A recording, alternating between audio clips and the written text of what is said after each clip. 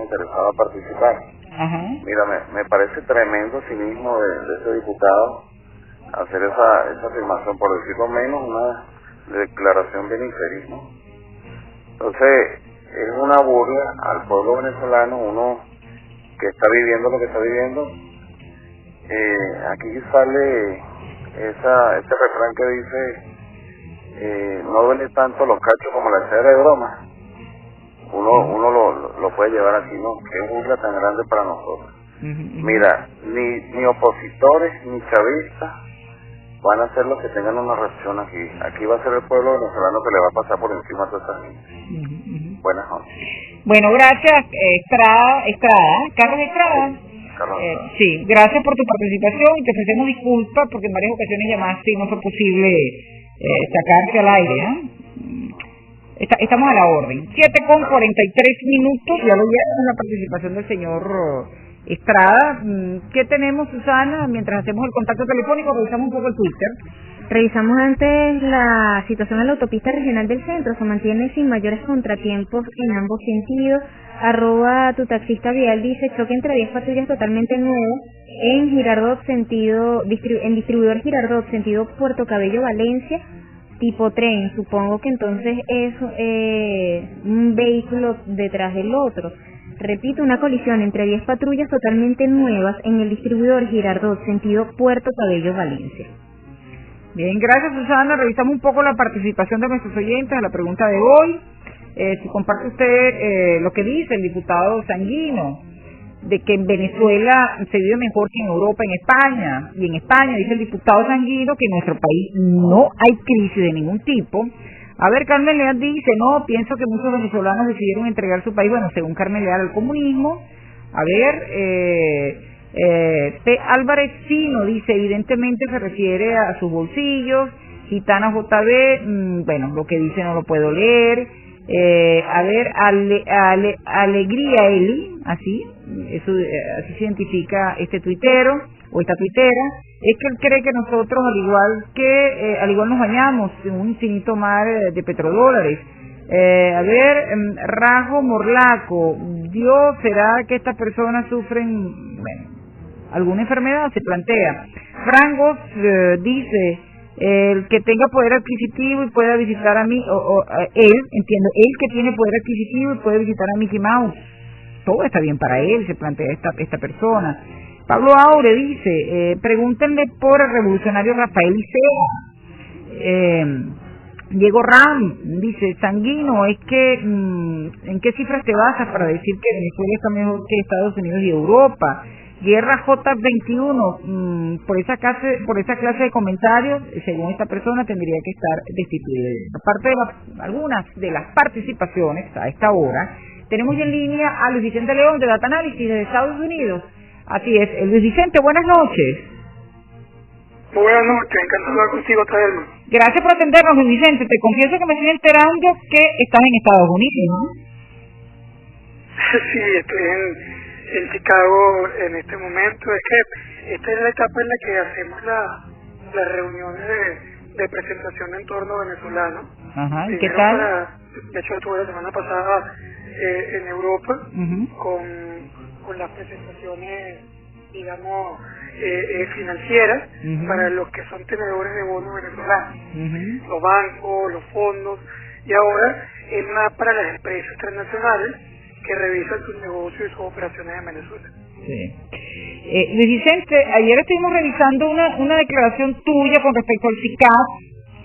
Luis Vicente León, te preguntas, ¿qué esperar del relanzamiento del SICAF? Y palabras más, palabras menos, según lo que pude leer, tú dices que el problema de fondo, pues en el tema del desabastecimiento, el problema de fondo económico no se resuelve, el problema de fondo, lo que afecta a nuestra economía, pues no se resuelve con el SICAF en este momento.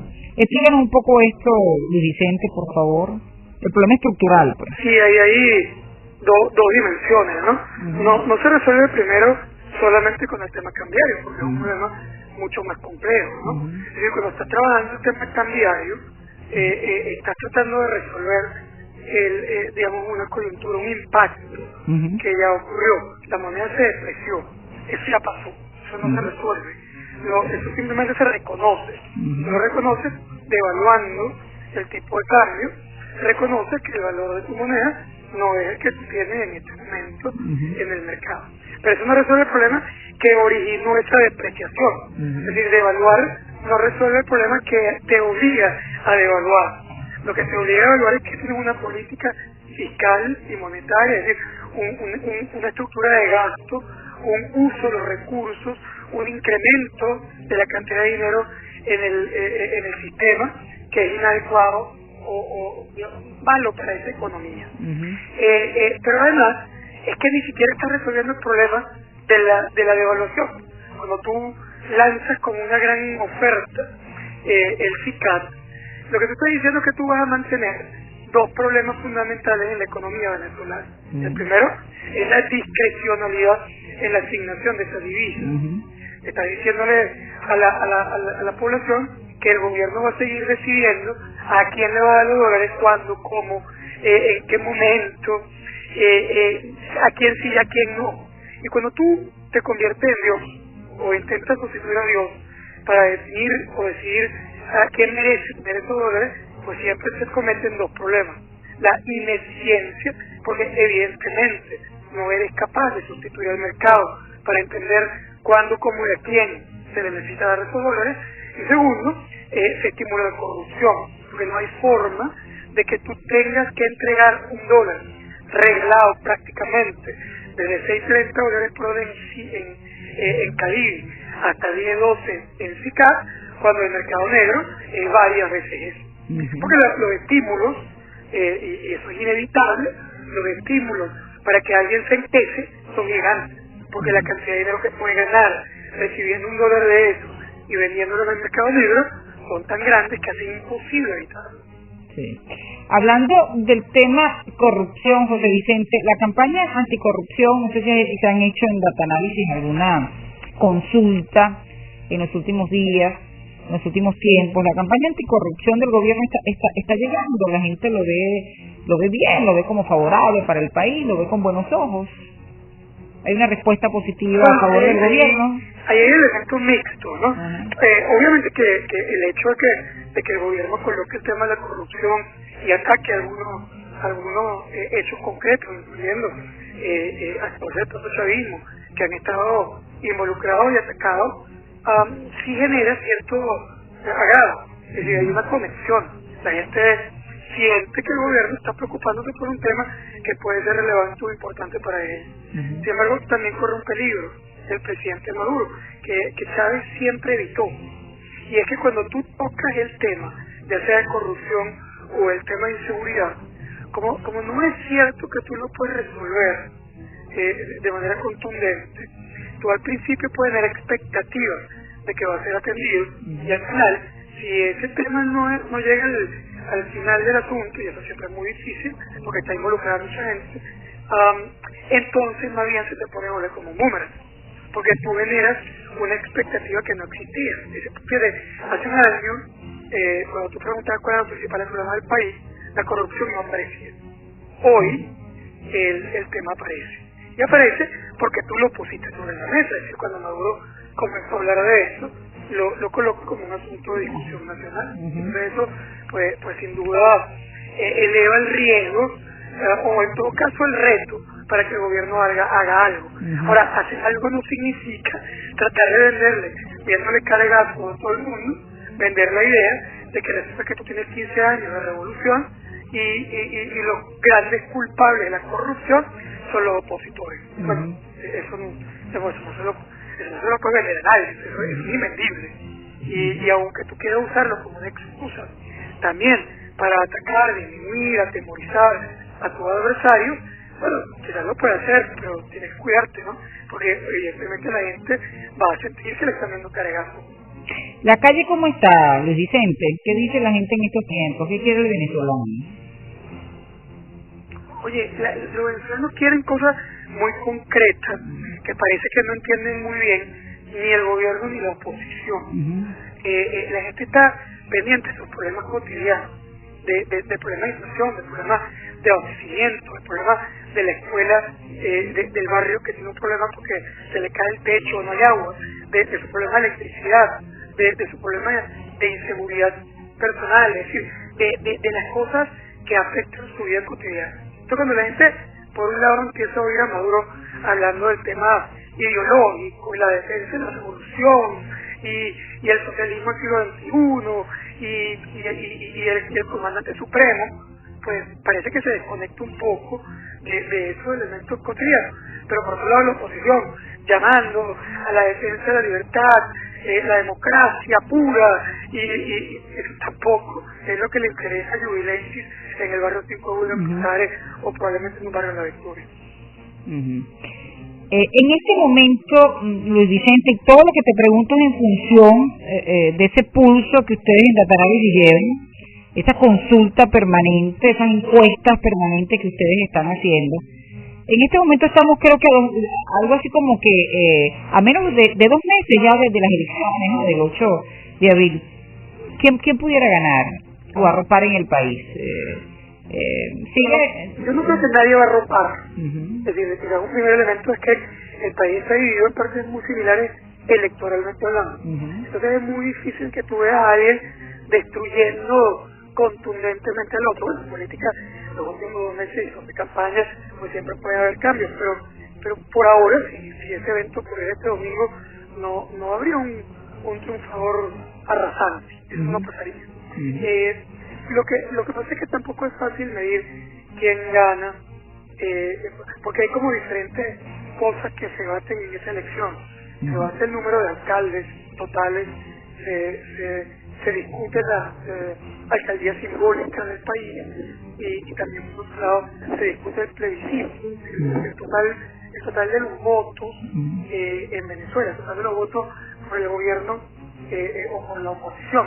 Y esos elementos, digamos, pueden ser contradictorios. Me refiero a que yo creo, por ejemplo, que es claro que el gobierno va a ganar la mayoría de las alcaldías por la composición geográfica de su soporte, alcaldías pequeñas, que probablemente le va a ser positivo en términos del número de alcaldes y serán los que van a presentar en los países esa noche, diciendo que ganaron 50 y pico, 60% de los alcaldes, y que bueno, que tiene un componente importante cuando en efecto es una elección de alcalde. Pero luego, ¿quién gana los símbolos? Ahí la oposición es favorita a ganar los grandes centros poblados. La oposición fortalece las principales ciudades del país y es muy probable que gane las principales alcaldías de Venezuela. Entonces tiene cómo celebrar el resultado simbólico interesante. Y finalmente, en el total de votos donde está la mayor incertidumbre, porque ahí están muy cercanos los dos, ¿no? Y todavía no es fácil predecir quién va a ganar. Una última pregunta por ahora, Luis Vicente. Te agradecemos tu atención, siempre te estamos consultando, por lo menos una vez al mes. Luis Vicente, hay una información que está en el Nuevo País y llama poderosamente la atención porque esto lo dice una persona que estuvo muy cercana al presidente Chávez, Dietrich. Dice, el gobierno tiene los meses contados, Maduro y Diosdado no tienen la estatura de Chávez para atender los problemas. Evaluación y política de austeridad son necesarias. ¿Qué dicen tus consultas? ¿Tus consultas reflejan esto que dice Dietrich o no? Bueno, es que eso no se puede ver en una consulta. Yo la verdad respeto siempre las opiniones de todos los analistas, porque de eso se trata, de ver diferentes visiones, diferentes formas de analizar o de proyectar el futuro, y a lo mejor pues tiene razón, yo no lo sé. Pero lo que yo te puedo decir es que en política es muy difícil proyectar una cosa como esa. Porque las condiciones son, digamos, movibles, son flexibles. Tú no proyectas un golpe de Estado a menos que tú tuvieras información concreta sobre esos elementos en el sector militar, que además también siempre son muy difíciles de concretar. Tú no proyectas una salida por colapso, sobre todo en un país donde no hay elecciones en corto plazo, una elección que pueda sacar al presidente de la República, porque incluso perdiendo la elección local, eso no significa que Maduro tenga que salir del poder para nada. Y entonces, oye, me parece un poco determinístico decir que ya tienen su día contado. Y más que lo diga Beatriz, ¿no? Un hombre muy cercano al presidente. Pero bueno, es una opinión, y es tan válida como cuando decía, digamos, que Chávez era infinito. Sí. Luis Vicente, muchísimas gracias por atendernos y más en este momento, desde Chicago. Encantado. Gracias, cuídate. Un abrazo, Luis Vicente, te seguimos consultando. 7:58, Luis Vicente León, presidente de la encuestadora Data Analysis de Chicago, Estados Unidos, a esta hora. A ver, Susana Cristóbal, se nos olvidó preguntarle la hora, ¿a qué hora es en este momento en Chicago? Aquí son las 7:58 ya de la noche. ¿Susana? Sí, nos comentan que en la encrucijada de Palo Negro ya comenzó a fluir la retención que había en la zona. Se trataba de policías que estaban abriendo paso a vehículos oficiales y esto estaba generando congestión. Por lo pronto, en la ARC hay cola para ingresar al túnel de los Ocumitos, sentido Valencia. Si alguien tiene información más detallada con respecto a esta cola, el motivo que la genera, pues le agradecemos la información al 0244-322-5266, 322-2557. Y a esta hora tenemos abierta la página notitweet.com.